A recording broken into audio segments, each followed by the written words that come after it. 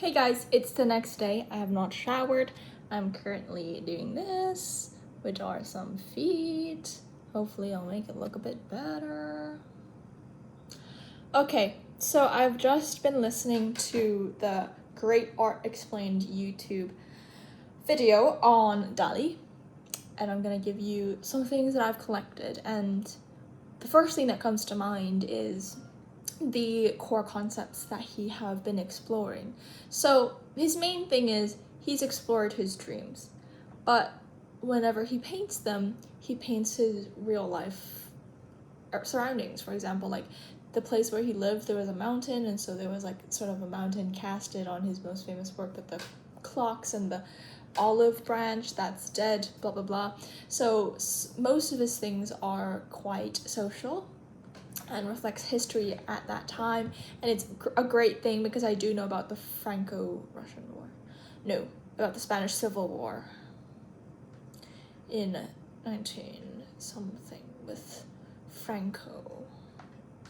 Spanish Civil War, definitely. So I guess GCSE history is giving me something. Okay, so I could like paint my backyard, for example. Just some quick ideas. And then, is that Mr. Smokey? Okay, anyway. He has explored some sexuality themes. So, for example, like I think it was his wife, and like he dreamt that his wife was like dying. Death and decay was one of the themes, and like there were like some ants coming out of her hands, like a movie, and then he had like this weird thing with it. There was like a naked woman, and he like just sort of pat her on the back basically, and it was like a video art sort of thing. So he's quite a political person as an artist, but his art, whatever. He's pioneer of the surrealist movement.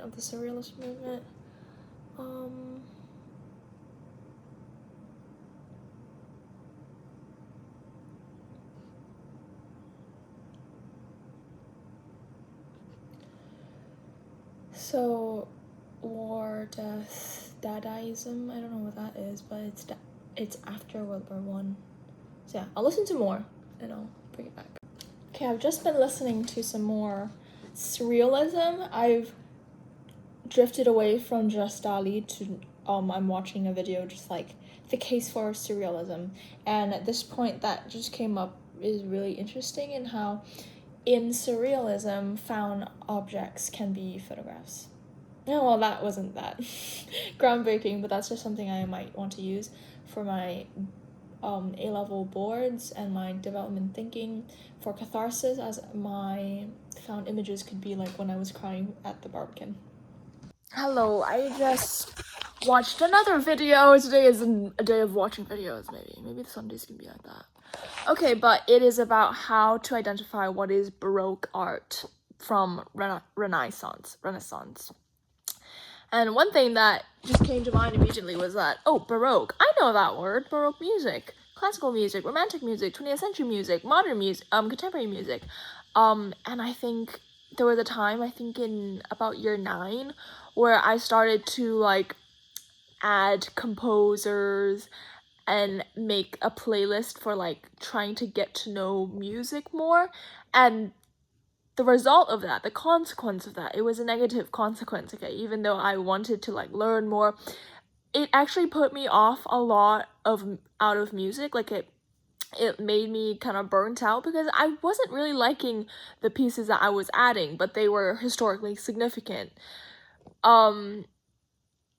Yeah, I won't put the answer. Okay, maybe I am. Okay, so basically there was one where I was doing classical music, and then there was like the black person version of Mozart, and I just did not like his symphony at all. Sorry, I don't know if that's rooted in racism. We're being upfront here. Okay. Anyway, we have watched a smart history thing from Allison, and oh my god, that is so good, so useful. The video was how to tell if it's a Baroque piece of art, and they gave us 3 examples. The first one, Caravaggio, and let me just tell you clearly, Caravaggio and like, what was him? Like the guy with the penis just standing beautifully. What was it? Michelangelo. The difference between Caravaggio and Michelangelo.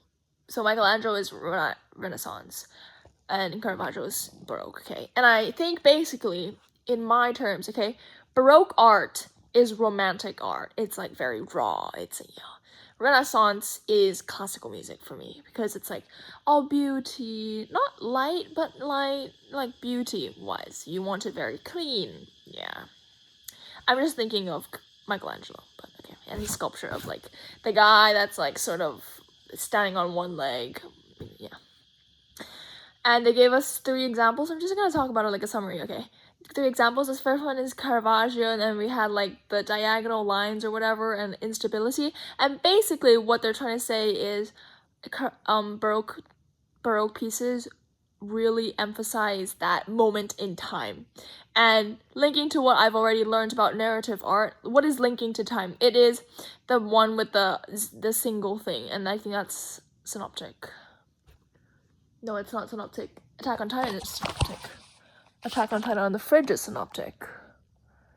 Synoptic is basically like a movie thing. Monoscenic? Yeah, it is monoscenic, and it's like a point in time. I think that's basically it. So that's the Caravaggio. There was like the lady with the, it's so similar to the milkmaid or whatever, but it's like the maid with the glass vase or something. And it was a moment in time, and not as harmonious composition. So like Renaissance, they give an example, they have triangle. That's like the most stable implied shape in composition wise. But in Baroque, there was like this diagonal cross with a tangent in the middle, and not a tangent, just like a perpendicular line. And then for the maid, it was like rectangular geometric shapes, but she was like sort of in the middle, so it wasn't stable. And then we had the last one, which was probably an anomalous trend, but it is something that is also Baroque, and it's just like a moment in time, and it's a landscape, and then there are clouds. And I think the most important bit is the clouds. The clouds are the subject, because I think, like, see this iPad thing, right?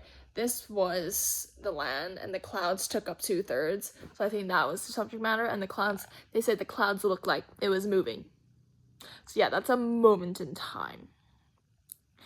And another feature that I am also trying to depict in my adventures in sculpting anatomy is like you see every single detail, and although mine doesn't, you don't really see the details, you get an implied sort of shape, but you don't see the details. In Baroque and Renaissance, really, you get to see all that realistic detail, because obviously they don't have cameras yet. And another thing, cameras were made like beginning of 1900s, so yeah. And before that, I also watched a short video on video art, and I think it was just like a mind-blowing period of time, because anyone could pick up a camera. They said this, anyone could pick up a camera and can do whatever. And they said, there's like a very ambiguous line between video art and like cinema or whatever, I don't know. And oh my gosh, one more thing about going a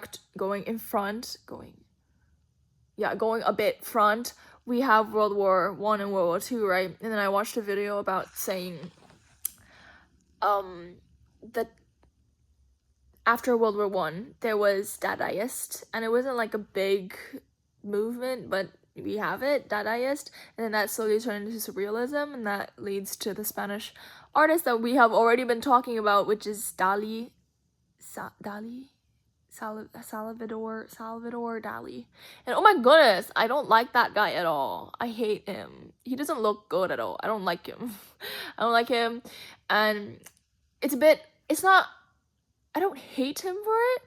I don't love him for it, but it's just something that I have in mind, that he's like a commercial artist, but you know, we do what we do. We do what we must. And then this video said that like he was like greedy for money or whatever, blah blah blah. Okay, bro. Don't you want money? Okay, anyway. So Dadaist is so interesting, and I think I sort of like that sort of thing, because I think that's modern art, but I don't think it's modern art because it was Dadaist. Or maybe it was modern art.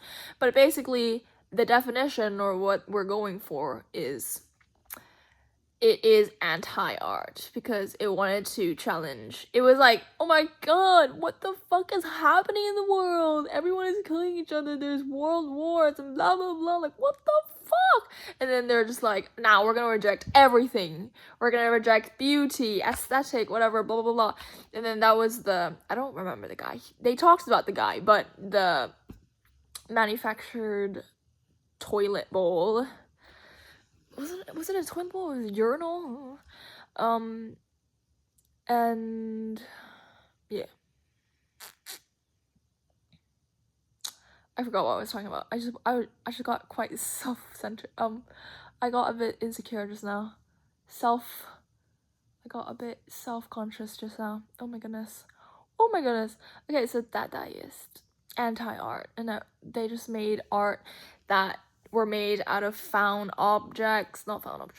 just like random objects, and they try to twist things over and over, like try to make something that's useful to useless, like that ironing with the razor sharps. But yeah, I think it's quite interesting. Maybe like some incorporation of like manufactured goods and like industrialization and depicting that a bit more.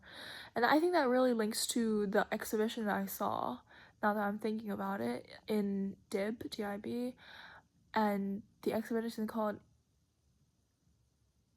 Unseen Invisible, or Invisible Seen, or something, whatever. But on the 3rd floor, the moment you get up there, oh my goodness, I was like, I just love big things.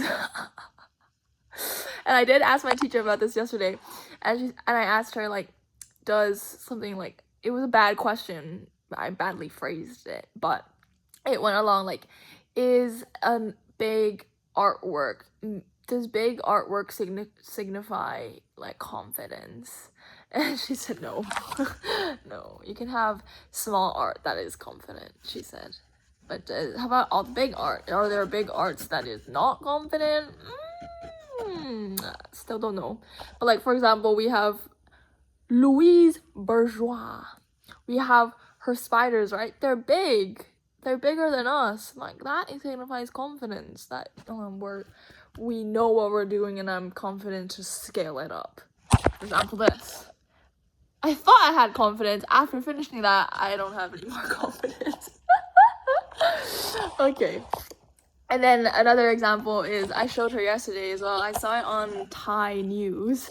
My grandmother called me to say, watch this channel now, and then I watched it, and then but it was like, it came up after the one she wanted to see me. But of course, we have our famous Ai Weiwei, I don't know, Ai Weiwei.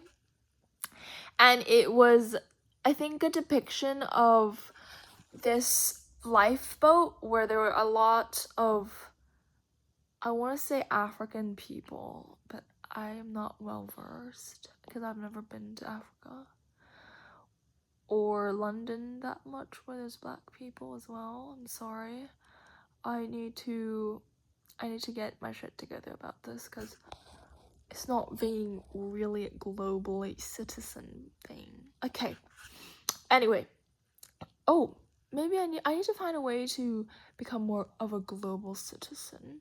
So maybe I could do some community work. Yeah, I could do some community work, like teaching people art or whatever, because that would be really, really nice. Yeah, I should do something community work, or I should like donate or do a donation box or whatever. Okay. Or I could like try to study things. Study and then apply them and then going out. Okay, anyway. So we were talking about, oh my god, what the were we talking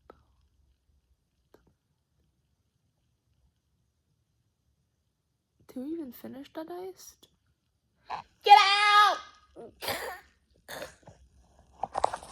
Do you see that? No, you didn't. I forgot what I was talking about. Okay. Let me go watch again. Okay, wait. I forgot. Okay, so it was like a lifeboat and it was dark, and you know, the people there, they had dark skin. And so what Ai Weiwei did was he created this massive lifeboat. Like, he probably purchased a massive lifeboat. Like, it's super long, longer than a Subway sandwich thing. Like, super long. Like, this was a hall, and then this was a life. Like, it was super long, but not like super long, but it was like lengthy. It was lengthy. Like, imagine a meter ruler times enlarge it to make it like, okay. And then there were like people, like sort of like balloon inflatable people, and there were like two sides of them. He was like replicating the image, and I think that is something that I've also been talking about, like art as some like a voice, a social voice. And although I don't feel like it doesn't really start an action, initiate an action, but it does increase awareness. Oh yeah, it does. Yeah, it increases awareness of what I've been having. It's like emphasizing, did you see the snooze?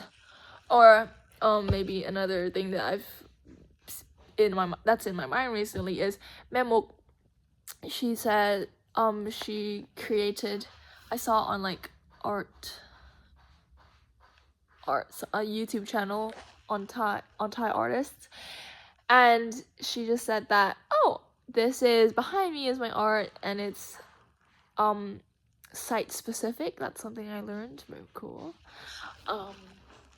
And she said that it's a social like representation basically, or like a record of what was happening at that time, and that was like the border issue that we were having, that went and came back and went and came back, and that, you know, we should just try to live as a whole, because even though these things comes from different things, we're still a world, so we have to coexist and whatever.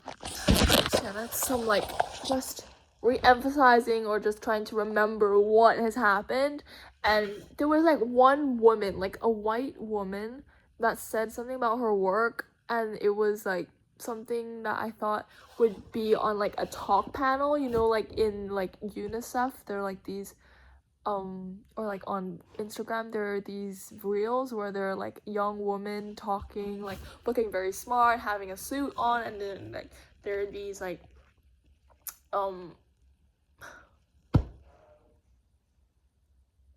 what's that, physics concave, like circles that go around and around and around.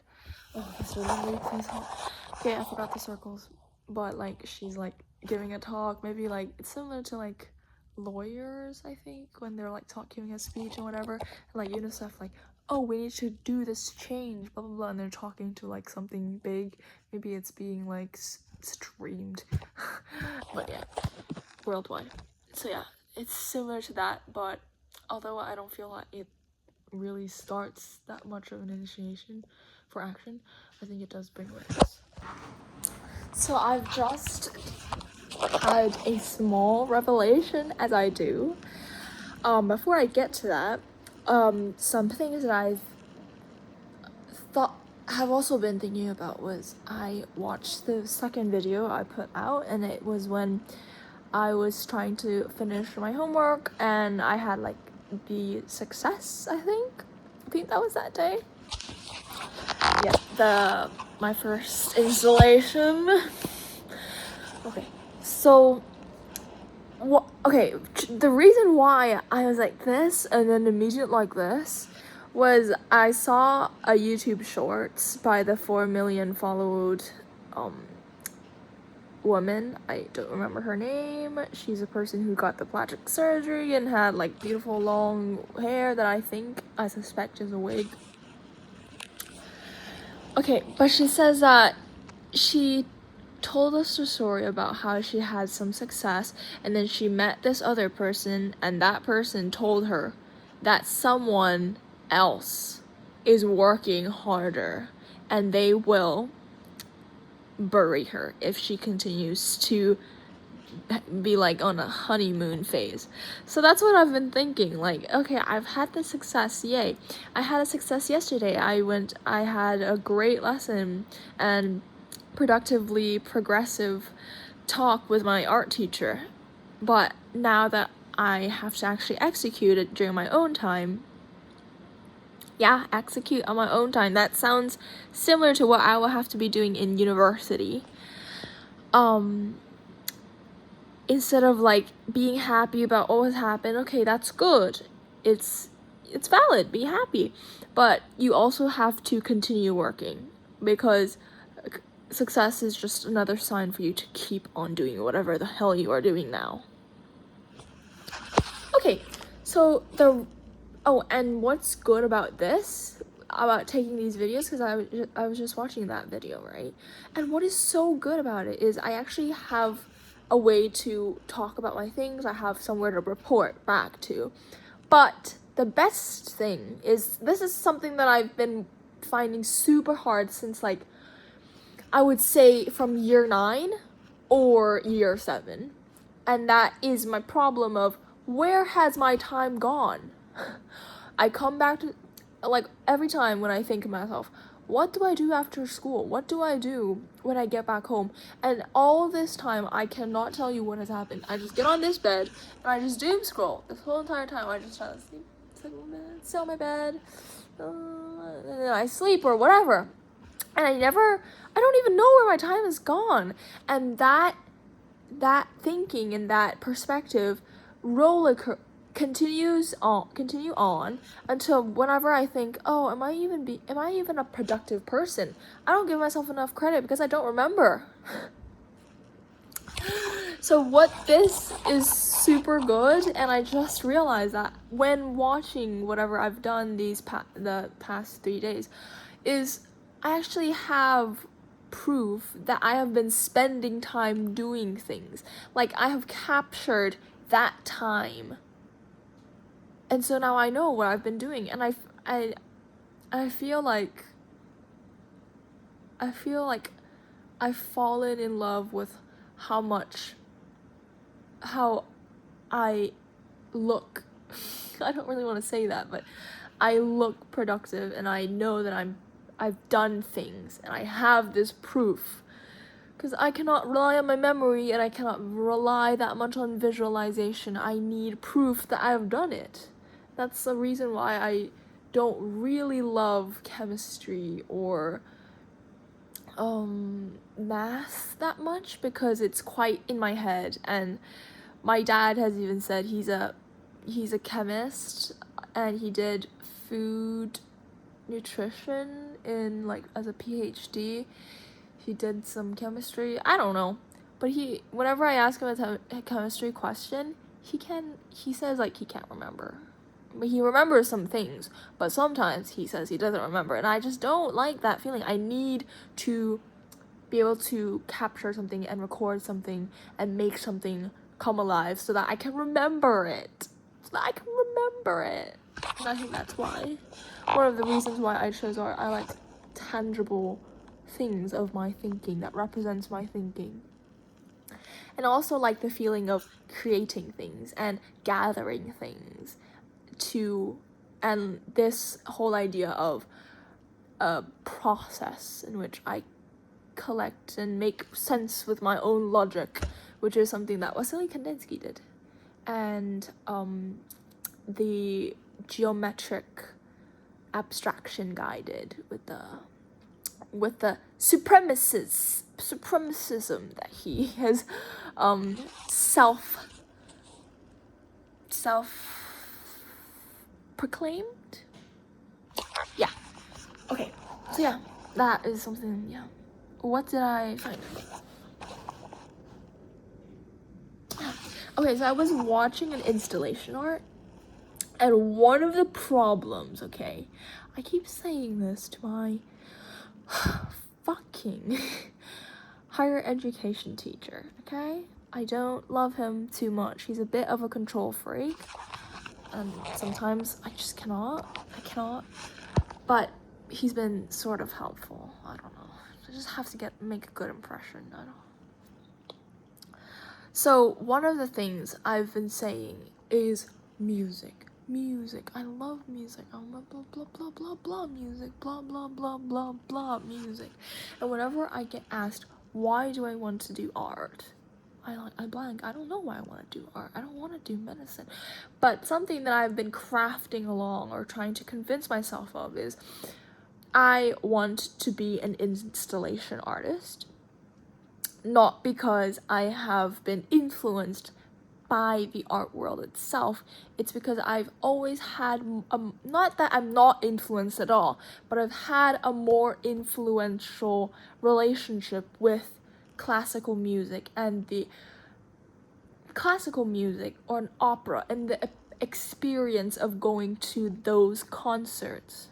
So basically, somewhat like theater. But, you know, going to the theaters, listening, having that etiquette.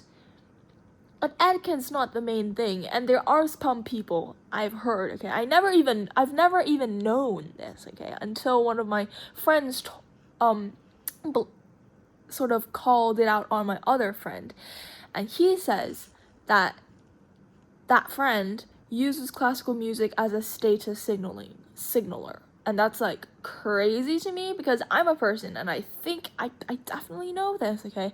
I do like to differentiate myself. Like I know that classical music is not something that is great, that is like popular as much as like K-pop, J-pop, pop, Taylor Swift. And I like that. I like that feeling of having a differentiator. For example, this is also similar to like anime. How that is that one thing that keeps me like not like everyone else, okay? We like being different, do we? Don't we? I don't know at this point because Gen Z, why are we doing our makeup all the same? Okay, that is something that's something else that other people say. But why are we dressing the same? Okay, anyway, of course, I'm not the person that is up to date with trends, okay? You know that. And I sometimes I might want to, but usually I don't. But okay, I've lost my train of track. My thought.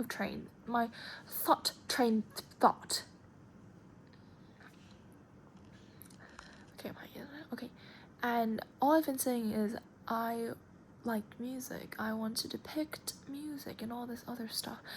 And the reason why I want to make installation art and so basically they've been asking me what artists inspire you.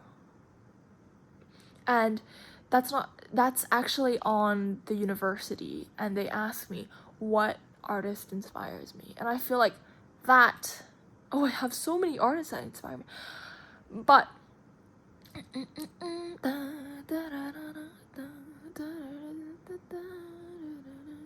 I feel like any artist can inspire me, honestly. They're all amazing in all their own ways. Artists are great human beings. I've heard. Okay. But when they ask me what artists inspire me, what actually trips me up is the reason why I wanted to be an artist. So I've always drawn, and I've always painted, and I've always done these artsy things, and I've always had a natural inclination towards them. But the reason why I actually chose this career for myself, because I can't even fathom how a person don't choose a career for themselves. Like, what other career are you gonna choose? Because in my mind, I think all careers are the same. They're equal. But contrary to what I believe in here, my social and environmental factors in Asia, in Thailand, are different because we have a hierarchy here. And this is something quite different when I went to UK, and I did do some very, very brief, like a Google search about this, and they said that UK has like a middle range for, like, for example, the profession of doctors. They don't really, they respect them, but it's, you know, they have some problems with the medical healthcare system, that's NHS, and that with like some funding problems or whatever. But I think artists are as great as blah blah blah blah blah as all other professions, and yeah. Or is that just bias? I don't know. But I've chosen to do art, okay? And this is a personal choice, okay? Despite everything, despite all the economic bad sides or whatever, I have chosen to become an artist. And not gonna lie, it's because of some good reasons and some more sketchier reasons. One of the sketchier ones is something that this one curator voiced. He was the first curator that I have met, and I did not talk to him at all because I was just like, in shock. I did not know what environment I was in. It was my first like exhibition with these bougie things, and oh my goodness, why did they consumerize it so much? The real thing, that this is what Banksky's it's talking about. These people be greedy. These people be, take my money. Nah, bro. Okay, I'm not making any sense right now. But okay, the curator said to me that the reason why some people might choose art is because we're super privileged and we have that option to choose. Because some people aren't as privileged as me. Some people don't have this room. People don't have aircon. Some people don't have 2 pillows. They don't have this humongous bed all to themselves. They don't have an own personal bathroom. Okay. I went into this woman's house and she had a child playing in that house because I needed to use a restroom when we were hiking. So in rural, and she had like a cafe set up, and my god, is her life different from mine.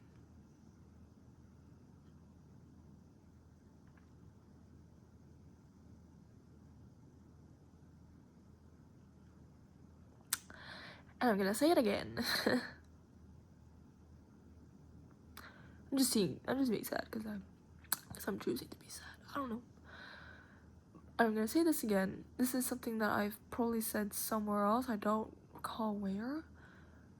But I'm seeing everyone on Instagram striving to be smarter, striving to be more richer, more posher. And maybe it's just my algorithm. Oh my goodness, I want to be posher. Wow, that's a revelation. But there are these videos that are being brought up, and it's how to touch the upper class or whatever. And this is what it loops back to, the classical music thing. How to become higher class.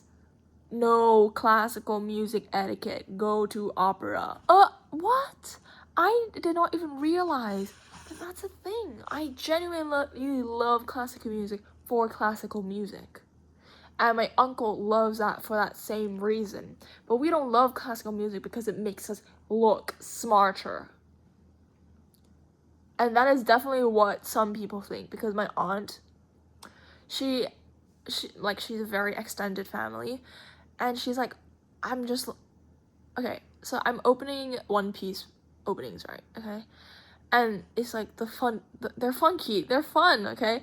And she's like, oh, what are you listening to? I thought you would be listening to classical music. What? Classical music does not mean smart, bruh. But obviously some people think that. And my friend William thinks that. Or so I've been told. Anyway, music, right? I am influenced by music to make art. And I think that makes so much sense. Fuck anyone who has said that does not fucking make sense. Firstly, as social proof, other people have been more influenced by other things other than an artist, okay? But I can also understand why you should also be interested in art as a whole. And this is something that I've been working on, and I now am seeing progress, okay? For example, I watched Art 21, 21st Century, the other day, and I did not see her art. I was just listening to it, and she said, oh, I've actually didn't see that much art when I was younger, and I think that was good because I can make it my own. And yesterday I did some research on Cindy Sherman, and she said that she was more influenced by, I think it was cinema, more than the art world. And just now I was watching a video on David, something David. He is French, and he lived around the French Revolution time, which I don't remember which. Could be 1700s, could be 1800s. I think 700s, 1700s, when Napoleon was alive. Napoleon. I don't remember. Was he in World War II? I don't think so. But this guy who painted the famous Napoleon on a horse, that is actually false. It was so funny. I'll tell you about it later. And there was like this guy who is sometimes depicted as a frog who died in a bathtub, and he was like a martyr. I don't know what that word, but I just remember the word martyr, and it links to that painting. I don't even know if it links to that painting. But he says he's been influenced more by theater because he's been to a lot of theaters when he was younger. So me liking classical music is not invalid. And other people, this is just something like, other people can be inspired by forest fires, and they can talk about that in their art. But why do they want to be artists? Okay, fine. But I'm just saying that me liking classical music is not fucking wrong when I answer, why do I want to do fine art? Actually, it doesn't answer it. Why do I want to do fine art? Because I love to create things. The obvious answer is I love to create things. I love the action of planning to make things, of going through all the process, all the refining, and improving, learning from and getting and noting down what didn't work and trying to fix that the next time. I love that feeling. I love the feeling of researching random topics that I would have never done if I have chosen a more, what is it called, industrial job? Another job. I can learn anything, and that boils down to the entire reason of me being a lifelong learner. That is something my dad has said since I was young. I love learning for the sake of learning, and I've just been seeing that a lot because during my A-level exams, I've like started to stress out a bit, and I was like being really focused with the results and the final grades and the score I would get on every past paper, but that just made it worse. I needed to remember that I love learning it and knowing it. That is what I love. And being an artist is all about research, and I love that, because I can research anything with no constraint. And not gonna lie, the life of an artist is always going to be financially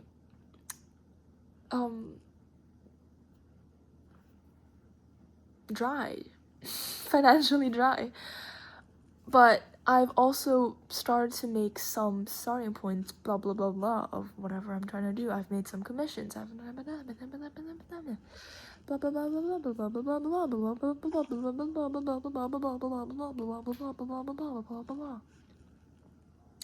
yeah, this is something I'm gonna work on more. I said I was gonna say something. Let me go watch that again. Okay, I remember. So it's the Napoleon horse, okay? So I was just listening to that. I don't know if I talked about it, but we have the Napoleon on the horse, and he's supposed to look calm and chill. And there are 5 versions of it, because he's just this rich guy who can commission a lot of art, apparently. And the fact is, it's fake, of course. He was short, that's the first indicator. But he actually he did cross that river. There was some sort of river he was trying to cross, but it was not that heroic. Like, there's another artist in the 1800s, I remember 18, okay, and he actually painted what Napoleon actually looks like when crossing that river, and it was definitely not on a stallion, it was on a mule, which is probably a lower ranking horse or whatever that looks a bit uglier. And there was like people on, like, walking around him, and he was being guided. That's so funny. Yeah, that's so funny. Yeah, that's it. Okay, I maybe have exaggerated it, but the video said he was being guided. But I just went to see the art, and I think he does know how to ride a horse, but there's just like other people around, like, standing behind him. But yeah, definitely not what the other painting was trying to say. Because like the other painting was like, oh, he was riding alongside the troop, but the video said that the troop actually went ahead a few days ago, and now he's just alone with a few people.